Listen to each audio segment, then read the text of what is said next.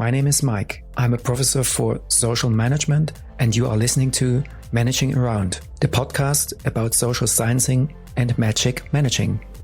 Hello everyone and welcome to Managing Around, the bi-weekly podcast about social science, culture and management. I'm teaching management basics in full-time and in-service courses within a program for social pedagogy. I'm often asked by my students, why is it so important to study management and leadership as a social worker? Actually, it is a very challenging question and an answer is not easy to be given. Nevertheless, I'm happy to share some thoughts with you today. This is a two-part introduction to the importance of leadership in social service institutions. In the last episode, we talked about leadership as an ability of leaders to empower other people and to influence the relationship between leaders and followers. In short, leadership has been understood as to have followers. In the classical theory, we explored leadership with regard to the certain traits and personality factors, the different styles, and to contextual and situational factors. In today's episode, we will first explore how power and gender affects leadership and why supervision is an integral part in almost all social service organizations. So let's get started with the first aspect today, power and gender. In everyday practice of social workers and social work managers, all roles of leadership and supervision are entangled with power. When working with others, leaders and supervisors in social services have an authority. Within formal leadership roles, leaders can be observed exercising their power in a number of different ways, including legitimate power, coercive power, reward power, referent power, and communication power. Additionally, there are also a number of negative ways in which leaders can abuse this power, causing them to be defined as a specific type of leader. For example, the oblivious leader, narcissistic leader, and many more. With a focus on gender, as it relates to leadership roles, Hughes and Weering 2016 noted that, I quote, "While disappointing, it is perhaps unsurprising to discover that gendered social relations are as evident within social work and its labor hierarchy as they are in wider society." End of quote, page 131.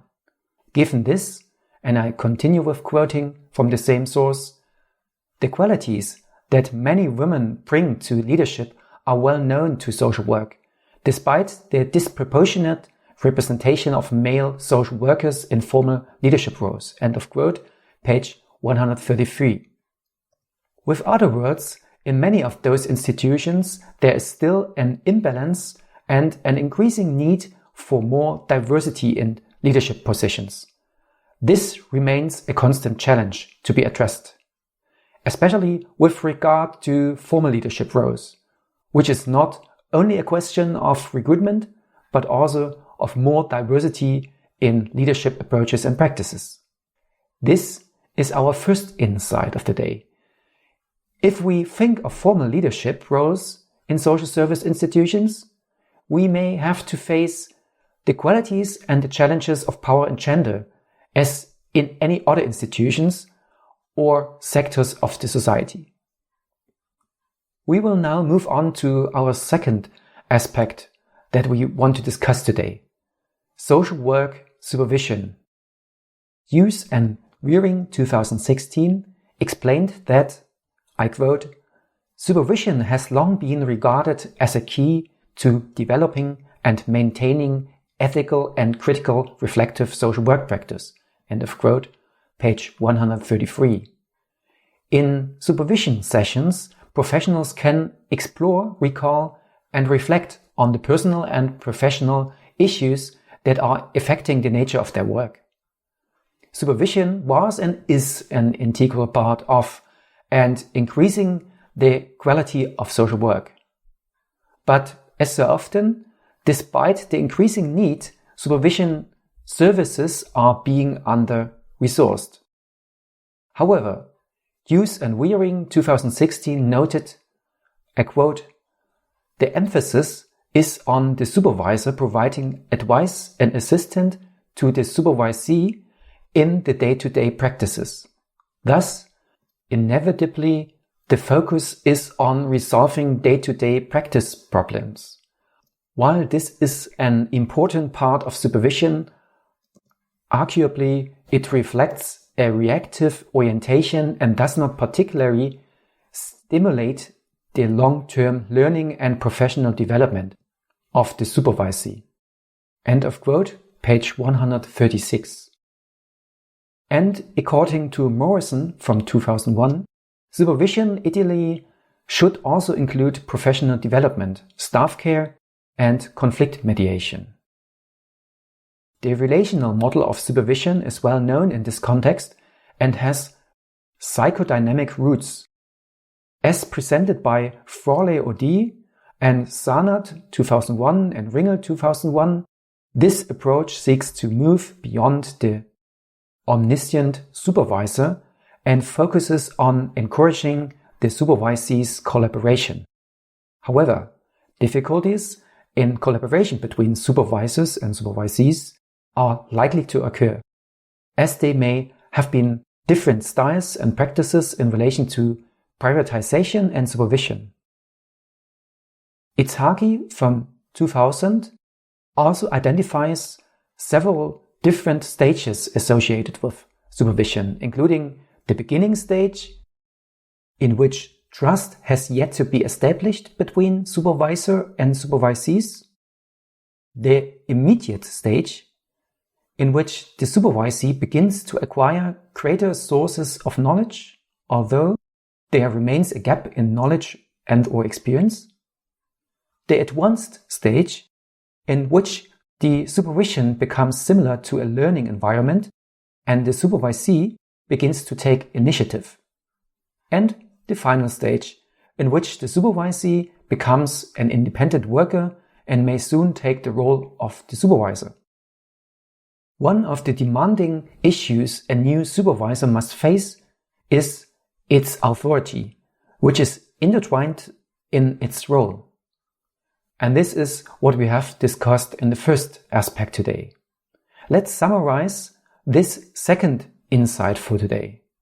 Supervision provides a way to let professionals in social work institutions explore, recall, and reflect on personal, ethical, and professional issues.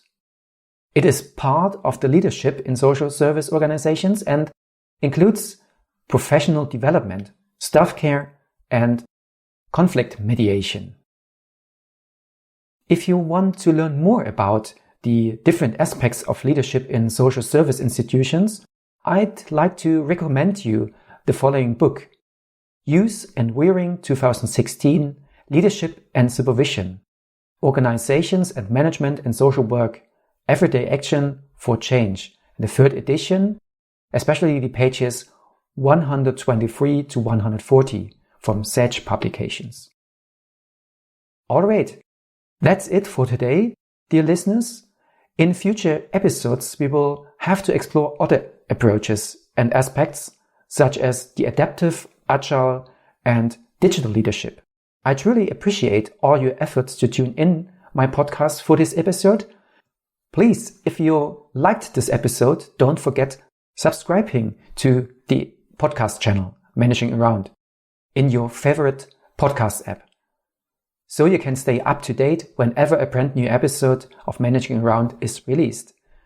Stay safe, and we will see us on the next episode. If you liked this episode, please leave a review on the Apple's podcast website. If you are not using an iPhone, there's a link in the show notes. If you've got any ideas or thoughts on this episode, or if you've got an idea about new podcast topics or questions you'd like to discuss, send an audio file or voice note to hi@profmanagement.de. For any non-audio comments, drop a tweet or a DM to @profmanagement on Twitter, please. Thank you for listening and see you next time.